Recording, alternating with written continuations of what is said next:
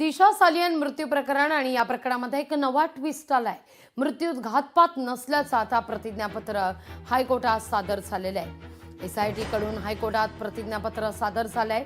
लैंगिक अत्याचाराच्या काहीही खुणा नाहीत असं या प्रतिज्ञापत्रात म्हटलेलं आहे। या घडीची सगळ्यात महत्त्वाची बातमी, महायुती सरकारनं बनवलेल्या एसआयटीनंच आरोप या सगळ्या प्रकरणामध्ये निराधार असून दिशाच्या मृत्यूत घातपात नसल्याचं प्रतिज्ञापत्र हायकोर्टात सादर केलेलं आहे।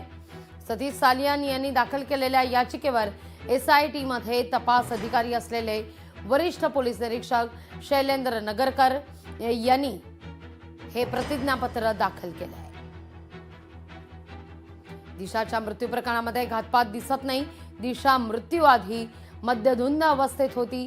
शिवाय वैद्यकीय अहवालानुसार लैंगिक अत्याचाराच्या काहीही खुणा नाहीत असंही प्रतिज्ञापत्रात स्पष्ट करण्यात आलंय।